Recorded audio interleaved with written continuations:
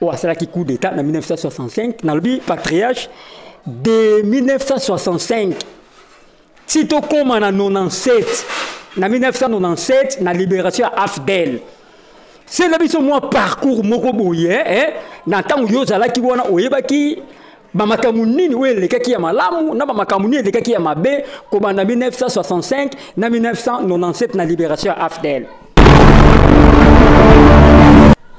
Bon, bamakaminga malamu ezalaki bamakamu ya mabe komi. OK. Parce que dans le bengo awa qui n'époque Mobutu azalaki, il y avait des choses oyo que rien que ça la maté, oyo ça la malelo et rien que ça la maté.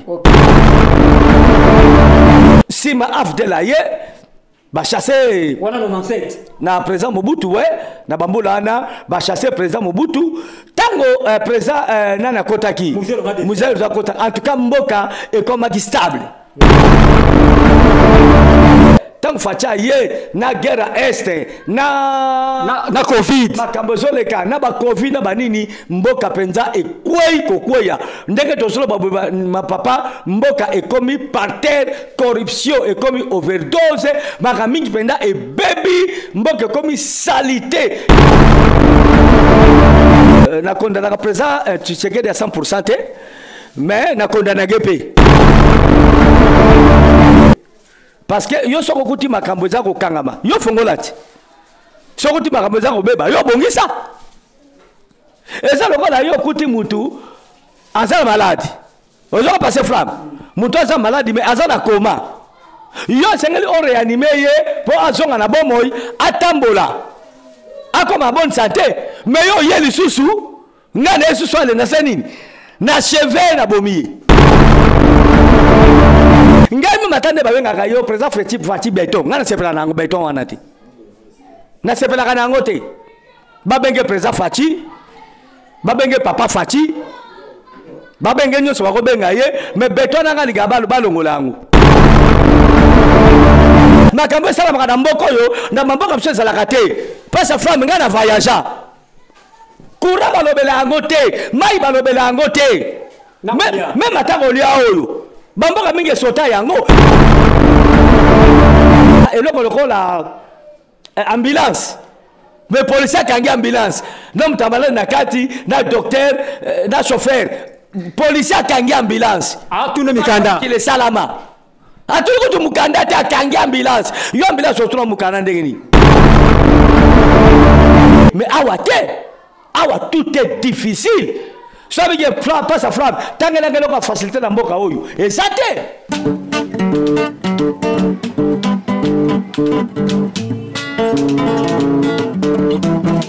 Ciel ouvert, lève-moi nique mon anzambe mon ani.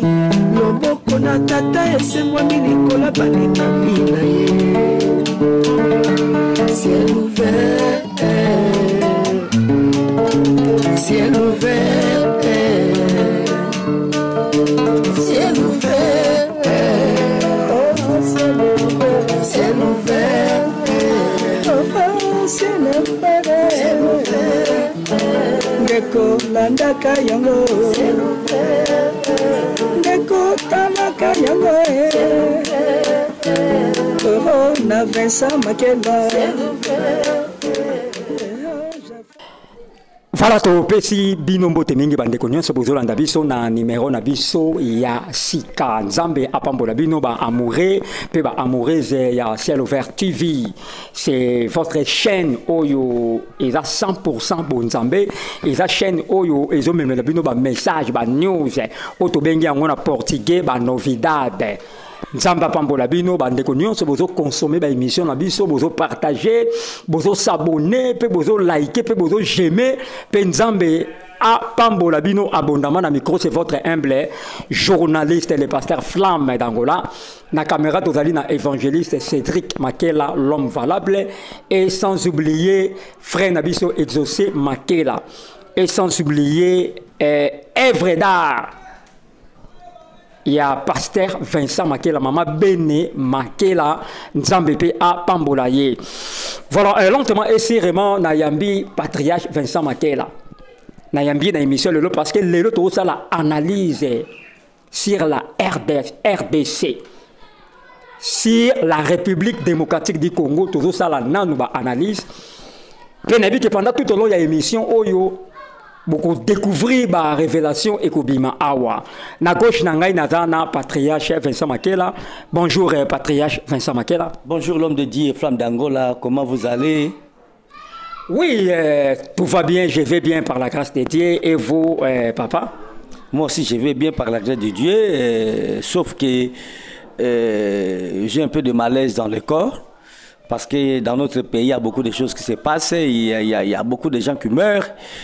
Donc la mode est vraiment permanente parce que nous vivons ma situation est un peu difficile, mais par la grâce de Dieu, je suis là. Alors je salue tout le monde, Bato Baza, Kolandabiso, les amoureux des cieux ouverts TV, les enfants de Dieu et les frères et les sœurs en Christ.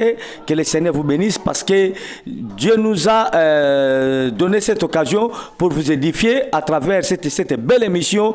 Oyo passé flamme à Mbingai et je crois que tu peux partager un beau moment. Nabino, salutation pas ya moutaza bon na caméra et pas un réalisateur, l'homme valable Cédric Makela, moi en tout cas Nzambe petit frère Jésus-Christ Baxelagae, cerveau électronique l'ingénieur Nzambale Pambolaye, Exaucé Wazako Ideye, Nzambale Pambolaye et sans oublier mon œuvre d'art que j'aime beaucoup, ma chérie Oyo Azapena Mupanzi Nanga Abima Pembe Nangai. Merci nanu sosalaka pembe nangai kolamba baposa nangai yende mutu amemaka yango nzamba le kono pambola ye chéri bene makela je t'aime et nalingi pe ba nanga nyonso tu otoboti nzamba ale kono pambola bango baze belé mona tanga bakombo na bango eza penate mais ba makela nyonso tu na oya ya muke ya sikasiko yo aina famille na biso précieuse na délice nzambe ale kana pambola bango merci na partir flamme d'Angola bitune ezali yayo biano ezali yangai. Voilà, tu sais qui binobo zapete, vous allez toujours branché dans Ciel Ouvert TV. Et la chaîne où ils a 100% bonzambe. Et la chaîne où ceux qui babandi ko compter la chaîne chrétienne, babandano dans Ciel Ouvert TV. Et la chaîne où ils ont solo, ils ont propagé la bonne nouvelle. Voilà, patriarche Vincent Makela, toujours ça l'analyse sur la RDC. Tulito lo bakala mboka oyo ava ezala, ibana ono na mboka nini. Et banaka na mboka nini na ndenge nini ezaka kombo nango banda obenga ona nini kala bon comme nango zaki République du Congo okay. Donc to bandaka na Congo seria ba Kasavubu ba amna bango se reposer en paix premier président ba président solo penza o basimbaka mboka basimbaka économie ya mboka to na premier ministre Nabiso Lumumba yepe ape manakimia to na ba Bolikango to zaki na ba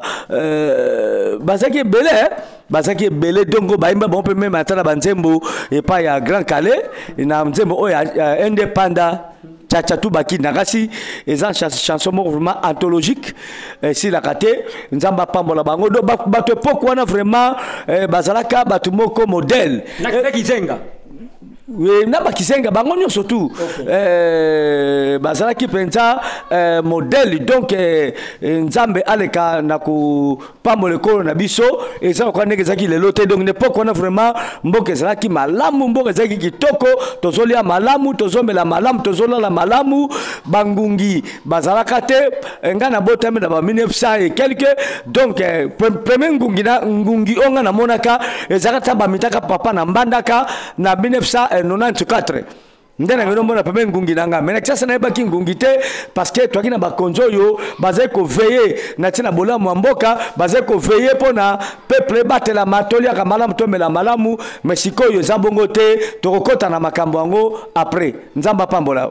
OK voilà tolanda émission au malamu zala wana parce que connaissance ozo yango oyeba origine ya mboka oyo oyeba to komi wapi to utaki wapi.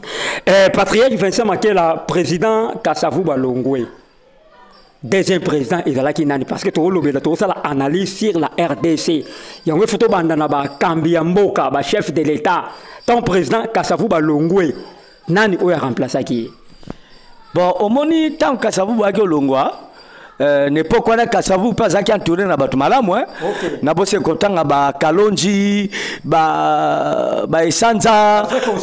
Oui, donc bazaki ba responsable à solo oyo ba belge ba pesa ki bango pouvoir talaka à l'époque oyo bakene ko discuter ma table ronde ka nana zaki na prison nani c'est qui ça Lumumba zaki na prison mais malgré la divergence na bango Kasavu na ba politique musu balobi soki Lumumba abimi na puna prison te tokosola makambo ya mboka na biso te indépendance te et sengeli bo bimbisa Lumumba na prison donc bazaki pena na motema moko pe na bolingo et ba misi Lumumba na prison ay ko rejoindre bango et nde ba bandi dialogue ya lipanda ya mboka na biso donc ezaki bon pena malamu mais après Kasavubu Mobutu nde ay ko zo pouvoir. OK, Patrice, pardon. Na lingi to kanga no clause wana mukie. Pardon, to silisa bongo to kanga clause. Na lobi na tango ya président Mobutu ba détournement ezalaki. Ah maintenant si c'est question de bosote au tuninga sou mususu. C'est kana silisa raté papa Flam. Silisa au combiné pe kaka na deuxième question. OK. Alors, tant Mobutu aye, Mobutu a joué pouvoir na coup d'état. OK. Azalaki coup d'état parce que Mobutu azalaki secrétaire particulier ya Lumumba. OK. Parce que comment ça que Mobutu azalaka ancien journaliste. Batozo bani no Mobutu azalaka tangate non, azalaki intellectuel munene. Azalaki des civils. Mais Mobutu oyo a conseillé Mobutu na armée. Abani ko pese ba grade, so bato ba rateza Kasavu. OK, président Kasavu. Oui, Mobutu azalaki des civils. Président Kasavu ndemta après ça y ba grade non soit nazalaki nango et ça président Kasavu alors Mobutu ay ko sala président Kasavu coup d'état nde ye azui ko kamamboka tant pas mané ko kamamboka ne bandeli ezalaki malam au fil et à mesure abani ko kamamboka talaka batu mundu nde to zalaka mindele bakei batu mundu tikali Mobutu ay ko sala eloko babengi recours à l'authenticité. OK. Zarianisation. OK. Donc biloko nyos tout et comme ya mboka ma to changer ba combo par preuve yemoko comme les alaka Joseph Désiré Mobutu. Par exemple a ko changer ati Mobutu CCC ko kukumbendu wa Zabanga. Ndolo banini. Ah yemoko aibaki ni nango ngala we bandenge ni. Ngabla pesa kombo wana te. Mais Batosuba Baba interprétarango et Ngolo Bakele tout puissant, celui qui brise tout, Mutoyo Abanga Kate, Muto Azaloko la Kake, Azaloko la Nzambe, donc Ndengewana. OK. Yomene me badane me ngoembela ye, Jalelo Tubanjilanga ye. Molopwe Mobutu. Soko lando ko mona baza même ko mbela ye Mobutu halingaka mosale sal Mobutu elombe salongo Mobutu elima sal Mobutu baza même ko benga ye Mobutu mojalisi. Mojalisi donc Nzambe. Ouais. Mobutu le créateur, le pacificateur. Donc ezaki ma bemi koleka qu'il ta personnalité wana ndemboke bandiko ko beba ko yibe koti corruption koti mutema be koti ko ena ne koti mais là mboka tikala na mboka na biso ona na ndimela ka na zo ndimela na n'epoque wana ezaki bomoko mukongo na muluba na muswahili na mungala na mutabandundu tozaki motomboko tribalisme ezalaka te donc par preuve tant papa ba mitaka na mbandaka na 1994 tozaki na batateli ya baluba. OK. Muluba me papa leki na bino. OK. Muswahili me noko na bino. OK. Donc lelo oyo makamwana ezali susute to comme na ba match mumenu to comme na ba na tribalisme ba Congo banika ba Congo ba kanga ba bangala banika bangala baluba banika baluba OK n'époque Mobutu ninwana ezalaki te passer flamme. Voilà. Voilà, merci Naba Ndekonyo Sobozolanda biso Patriarche Vincent Makela osa vraiment la connaissance que makambo oyo zoloba na bike bandeko bazo partager déjà bazo s'abonner na lobi si je ne me trompe pas président Mobutu qui place na 1965 ou à cela qui coup d'état na 1965 na lobi Patriarche de 1965 si to comme en 97 na 1997 na libération à Afdel c'est la biso moi parcours moko boye na tango yo zalaki wana oyebaki ba makamu nini we lekaki ya malamu na ba makamu nini lekaki ya mabe ko na 1965 na 1997 na libération ya AFDEL. Bon ba makamu ya malamu ezalaki ba makamu ya mabe komi. OK. Parce que dans le bengo awa ki n'époque Mobutu azalaki, il y avait des choses oyo que ko sala maté, oyo sala malelo et ko sala maté. OK. Alors akambaki mboka nenga kambaki yango toyebi malgré tout corruption ezalaki, vol ezalaki, mais zaki lokwa lelo te. OK. Corruption ezalaki mais zaki lokwa lelo te. Il y a eu comme overdose. Il y a eu pendant eleki. Alors, tant que Kambimboka, tu es ramené les kaki, za réalisation et recours à l'authenticité et tu bengali ba mindele, ba société comme ko kamba manabatu, biso mo ba congolais, tu récupérer biloko belé wana, tu bengali ba mindele, nde shite bani ko salama. OK. Shite bani ko salama, mboke bani ko beba muke, mais quand la présence qui présent le kumbu, alingaki le kumbu mingi, ma rappelle mala pe zalaki. Okay. Pour l'époque wana ba misia minene ko ba James Brown ba ki na mboka na biso ba le Kassav ba yawa Jimmy Cliff ayawa Jimmy Cliff azalaki nani azali musicien. OK. Pour bazaki Jimmy Cliff na Bob Marley. OK. Alors Jimmy Cliff ne ptaki awa azobeta reggae aki awa na mona Kassav to mona bitumba box ya Alina Foreman. Okay. To mona be makambe bele minene oyo esalamaki na kati ya mboka na biso. Après Chita Mobutu bon comment ça a été une époque wana tangu Mobutu alobi azui congé ya MPE démocratie kotaki. OK. Tangu démocratie koti alors nde shit ya Congo bandiko ya ya Zaïre et bandiko ya malembe comment ça teke na mboka oyo tolia ba million ba 1 million ba 1 million ba 2 millions ba 10 ba mukomboso tuana ba mikomboso te ba million penza. Okay. Ba million ba ya Zaïre alors mukomboso et yaki après il y a qui une époque il y a conférence nationale souveraine tant mboko na cité makasi ndebe ko misa mukomboso na kasi na même na mon mémoire ya ko ba makambo na bagena za ke pena nunu mwana muke moi bébé donc ba mukomboso yaki après alors si ma AFDEL ye ba chasser wana 97 na président Mobutu ouais na bambola na ba chasser président Mobutu tango président nana kotaki musée de kota en tout cas mboka est comme stable la discipline oui moi be silaki bundumba penza c'est action de les autres salate en tout cas mami échangeaki tozeko lia bien kolala bien makasi. Je me souviens de l'époque où na sombaka soso mobimba bagria na sombaka trois nouveaux frères congolais. OK. Oui, je me souviens na sombaka trois nouveaux frères congolais et tozala mi balé to kolia ngo to ke to sisi sangote.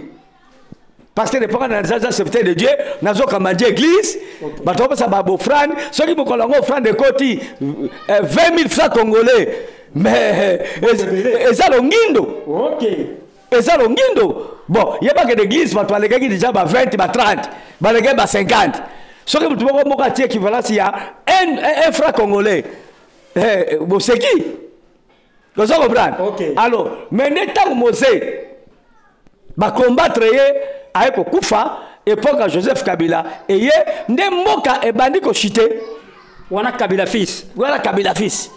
Mboke bandiko chité muke ba mabe bandiko kota tout simplement ngona parce que n'est pas quoi Kabila fils togo sala te que qui soit les zako régner qui soit les zako régner makasi mina sema OK na société mo bobo na kaka mina sema ne buku tunde ko moka zaki mongo masala ki to akota ki kuda ko la Kiswahili akomine Muswahili Nabi comme les alaki nani boket nani efoloko et comme les alaki efoloko a changé avec comme azu comme Swahili Donc ebandaki ndenge wana ma tribalisme ezalaki et puis nzale bani kokota na mboka moi corruption bani kokota ti kable ekolongwa président biso Fati Béton aye tant facha aye na guerre est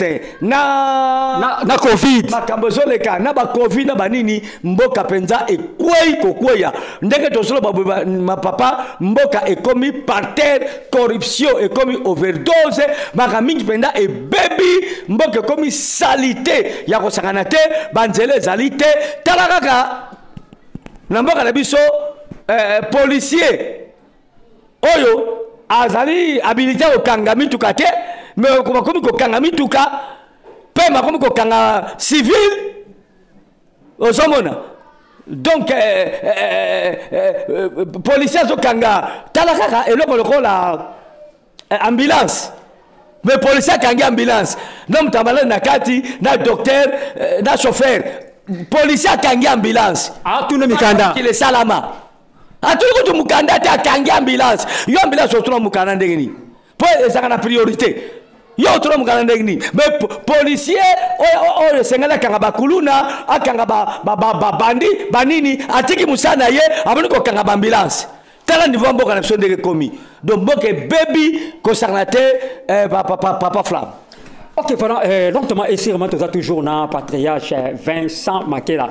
Patriarche Vincent Makela en 2018, tant que président Fati Béton a eu place qui président de la République, mais à côté de Bamakambo, belé vraiment dans Mboka Zaki au Kangama. Oui, ndeka baba côté Makambo belé dans Mboka Zaki au Kangama, oui, parce que ngai na condamné président tu sais que de 100%, mais na condamné GP. Parce que yo soko kuti Makambo Zaki au Kangama, yo fongolati. Soko kuti Makambo Zaki au beba, yo bongisa. Et ça, le gars, il y a un moutou, azal malade. Ils ont passé flamme. Moutou azal malade, mais azal a coma. Il y a un seigneur réanimé pour azon à la bonne moï, à Tambola. A comme à bonne santé. Mais il y a les sous-sous, n'a les sous-sous, les nasanines, n'a chevé, n'a bomi. Les enfants sont engagés. N'a coûté na coma, mais il faut na sala tout. Moutou na traité, il pas bika. Mais ce qui n'a chevé. Ça n'a pas de faute. Bakonzatango baza na faute parce que bakuti mboka makaminga zaki mabe na kao mais il faut ba la kao wana babongisa mboka bisko mabule zaki bakunda mabulu bisko ko bebe zaki ko balongola ko beba babongisa mais soki bango ba ye bebi su koleka to ko pesa banana faute. Voilà. Donc ma bemba loyo et yesu belé koleka. Tribalisme yako sakanate. Lelo pela comme on appelle parti politique comme on appelle bayombe na bayombe. Bangala na bangala, batabandu na batabandu, baluba na baluba, bakongo na bakongo. Et le même parti politique même c'est de l'église. Mboke za kobeba mboke za kufa. Ato zo boye. Banambule ne betakiti lelo. Biso ma contraption anakata ndako e bomi biloko ni ndako. Incroyable mais vrai. Mais c'est un apôtre de bafuti biloko na yo. Awa na ufuta na ufuta skoto to zuma mo ba problème ke mais compréhension koti na même ba colonna osomona na to ufuta parce que to perdre bloc à valeur chaîne social ouvert yomo yebi tous les matériels KO mais ce que l'état doit qui charge à peuple abongisi mboka bambule bone ko travailler na côté osomona même à l'époque kabila bambule zoko beta mais mbalo yo moko yebi eleki koleka pe ezobo mabatu koleka ezoko trabanda ko zombebisa bomo ya batu bakonzi bazo sala nini c'est ça bakutaki mboka ezaki na babatru basi pa batru mbo ezaki na kao baba comme ça OK babunda oleke bana kolela lela c'est ça le problème ezoko ko la passer flamme n'a pas exemple ba moi sinanga moko ngana bali mama bene. Mais maman bene avant nga zaki na mobali mususu.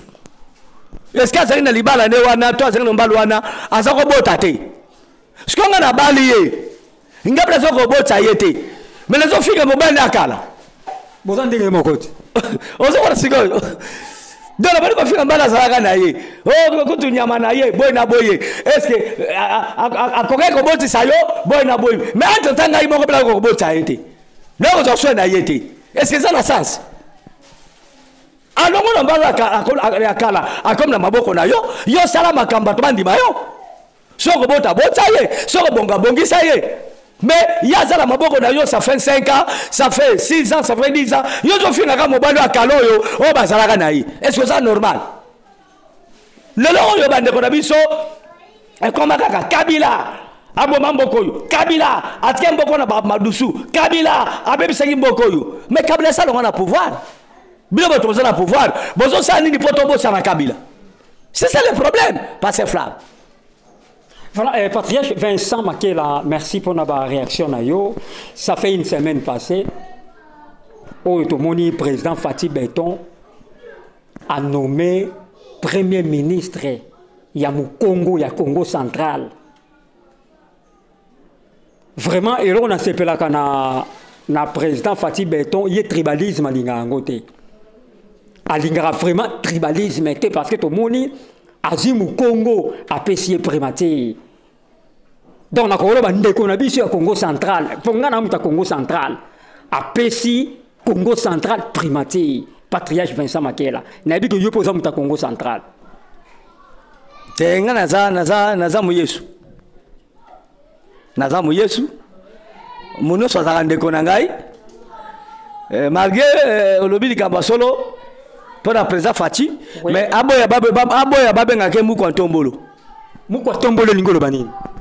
Mukwantombolo ezalo ko la yo beza mta Congo central moza muyombe. Osola kanela bazobe nga yo muyombe yozo sepela. Oh. Oui, c'est le tribalisme. Il faut boya ka kombo wana. Ezalo ndenge Mobutu azalaki na bokonzi azoleka babenge mungwandi yazo tabu. Et ça m'a bien. Ngai matande babenga yo président Fatih Beton ngana sepela nango Beton wanati na sepela kana ngote babenge président Fatih babenge papa Fatih babenge nyoso bakobenga ye mais Beton nanga ligabalo balongola ngo Mukwantombolo balongola ngo parce que tout ça so bana ya Congo on est dans flatterie bien comment et la flatterie ouais ça qui jalle le ndé sala ndenge wana. Et ça flatterie, et ça culte la personnalité. Obi kwa dore ba toza malamuté. Ba président bo kamsu basala ka misale belé, net na ba poto ba président super Africa ba sala ba belé, président Sénégal oti kolongwa. Asepe makama kitoko na Sénégal. Mais oyo katek ba toza ko yembela ye, ba toza bazako kwa doreye. Non. Osomona tosoko ya tribalisme na mboka na makamba pamba na mboka na bakang awa président Fatih ozui musala le kamalo banebele il faut pour na ba collaborateur na ba collaboratrice oya malonga penda pour te basunga ye parce que mboka tsoza na retard na makambo ebele tozana ba problème makamba courant oyo mboka mingi basotango awa tozolo awa tande tozotoka. So, eloni ekate courant. Awa soki mbule beti bakati courant. Ezala wapi? Hein? Mais bakata po ba câble peut-être dans se mutakoni atakanga miango bakata. Ezala makambo esala makana mboko yo na mamboko mse ezala kate. Pasa femme ngana voyagea. Courant balobela ngote, mai balobela ngote. Même atango lia oyo. Bamboka mingi sota yango ngana kenaka mboka moko pona na loba komo na ngote. Chaque semaine bapesa bateau yo l'état kabolaka 3 fois biloko fele et pas bateau yo basa ba 2 minutes bamsipe même pas on a bango pété te bango tu baswaka soza paso ko ngolia okeno ngolia o bazo zwate net yo pas sa femme obinga na ko zwala ngate pona saka na bakoki na ngai na lia kana na ndako atolia kana ndako na bino ozala ndako na yo moko ke ngolia biloko ngolia 3 fois par semaine. OK bazo ba sa tu biloko ngolia pe ko wela te oyo zui na yo librement aux gens na kimia OK mais awa tout est difficile ça veut dire flamme pas sa flamme tangela ngelo ka facilité na mboka oyo et ça te bato bazolela bazo crever wa kosakana te so ba ndeko so diaspora te ndebi so ba mususu oyo mawa trop Yangona vraiment il faut tobe 35 maboko pona bande ko na biso ya ba diaspora yoko ni basilika kana tina mutakufi mbongo fota na poto obiti sko chaka Congo na bakundi ete so bakundi ete dia quoi parce que ba pesa déjà $50,000 pourquoi ba olinga ba pesa $200,000 pourquoi ah wale faut que tu na bango oh mbongo metam to kwa chaka Congo abundela batu alobela batu metala ye moko ndele nini bembe na ye comme le na Thompson na kati ya morgue même que Thompson le obela kande wana te kisi koyo na bakundi yeke c'est grave mutu ko la nana kufanya awa vient so kia mwanga na mateta banzola nzimbu verkis wana pe umelaki esaki atasoki ba 6 mois te 6 mois le kebele te sayet ba 2 mois et ça va devoir 6 mois le kebele et ça gata ba 5 mois 6 mois te 6 mois kebele 5 mois kebele we bingana ya nga papa jado na mosla mama bene to kamwe mutu ko la verkis kia mwanga na wazola nzimbu oyo ikona mboka ikona ko sakana te orchestre mingi salama abimisa ba star ebele ba velete ebele mebe meleke sa 6 mois waza kitiko pona nini ah oh bazela mbongo papa kunda basala obsèque moko digne ya kombo na yi mais c'est grave mboka mobana biso wa on est pas fongola ba compagnie ba fongola ba société ba atelier ba to ko la musala ki kulune sila ba besila bandumba ba diminuer besko ba diminuer mais eloko bazo fongola mingi na mboka na biso awa kaka ba terrain ba cimetière oui. Nandeni ba terrain soko ba cimetière bazo comme ça on ba cimetière oui mais l'été zakane sengote comment na batle baza ko kufa pamba ba malade musuba kufa na ngona mboka oyo na mboka musuba kufa na ngote tala to ko perdre mwana mwasi moyembi monene na voix angélique lokola Lucie Kunda yo yebi malamu okay musozo zoemba boye okokola anja ba zoemba awa mais pas ba malaise kakoyo ba malaise mutebomi toto pe de moi qui toko bongo et puis moko ba icône ya musique ya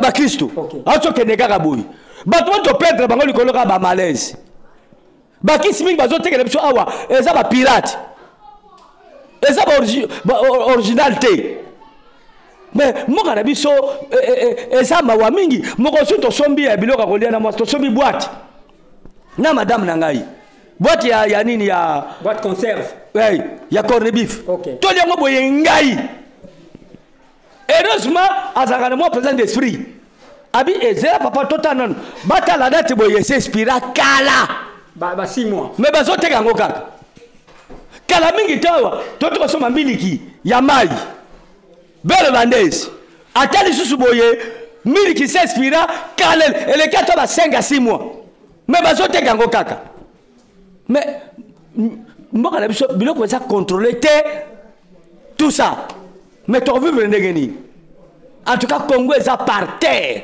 bamboka presque mingi nzinga na biso bazo seka biso yomoni ba congolais asaka ka tout abima na mboka pour que de vivre quelque part et pas cause à la l'aise obi ke soni kolongwa batina France ezaka na makolo to kolongwa tina Belgique ezaka na makolo atanga na yo to sala mission yo to kotika la bate bato banga batika la combien na Congo atamba kote to kota bakwanga na bukongola ba makayabu to la kanzela nzama malembe tina ba mboka wana eza mawa mingi or mboka ya mbuto yo nzamba pesi yo ezaka sacré très bien mboka na yo ezali bénédiction pour na yo eza teke oko krevaka na mboka na yo olelaka na mboka na yo c'est pas bien voilà voilà na pesi mbote na maître Julio Consolata maître Idi Amin maître Patrick maître Daniel Tumba mon avocat Kambeze Héritier Kassomo Mokonza Bruxelles José Nzita de Bruxelles Jean-Pierre Diongo Pipina voilà patriarche Vincent Makela to komi vraiment na suka bazo tsanga isini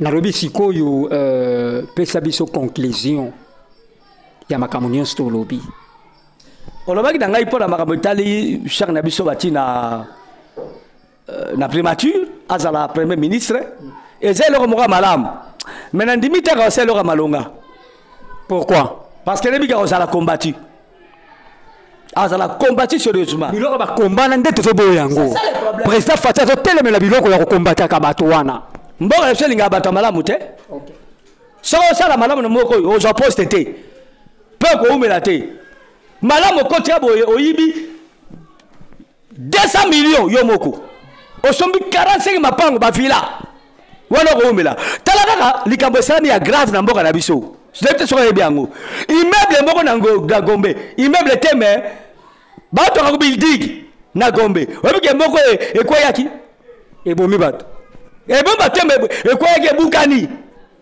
ti lelo mukona ngwa yebandite akimi na leta nete sozo la nanga kuta kimite mais mukona ngo na biso peuple na leta na service basala bakambu bapesa ka autorisation yako bâtir de bâtir mukona ngo bayebiete oni beloko wana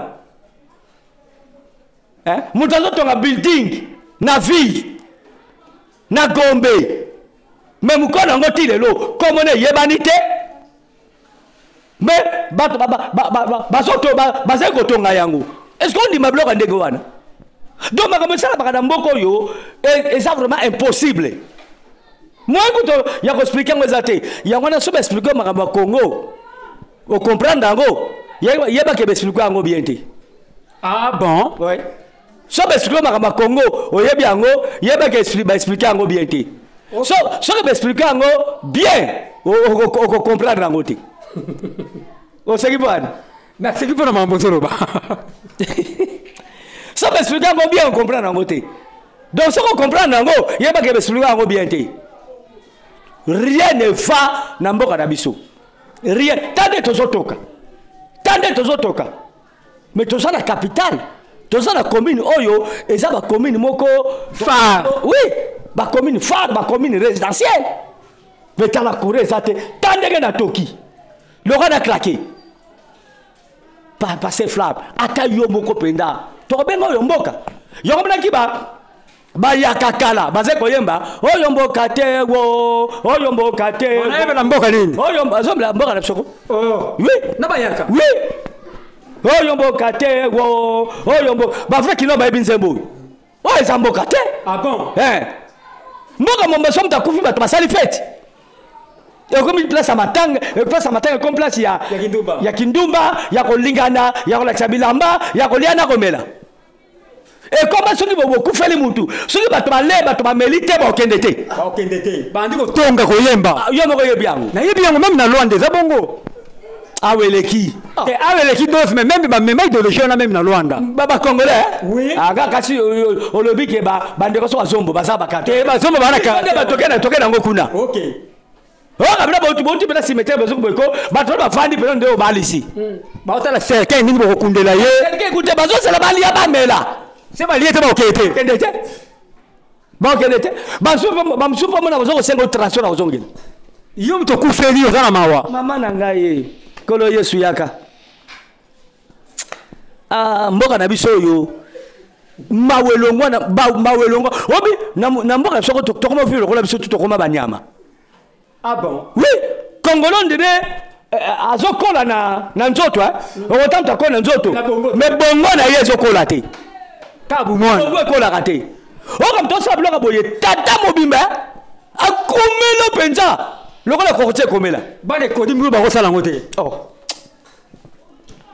na mboko yo mwana mukena mukolo baza sute batata ndenge moko to zaka biso ndenge moko ah bon oui mukola zate moka bana na bana ti o mukolo moko olelawa mukolo moko zate mwana zate biso tu ndenge moko donc esa mboko esenge tobonda mpona ngo mingi et puis ko rédiquer ba peuple en mboka wele ko sala malamu conclusion na ngeza yango wana donc yango mona ki lelo kutenga na vanangi danga na tititi na mabele tongo sala mission na vananga na mabele na ndako nanga na ciment et bon ba difeke wapi bon réalisateur aboyaki na mama bana bi oh bofona kana bakiti na mabele pona nini mais on répond des questions ngate bokutenga na attitude à prier et puis na zaki un peu de cœur na famille ya Serge Sikunda yo mona fandaki na mabele bo ba difeke wapi na banzala mususu pe na banzala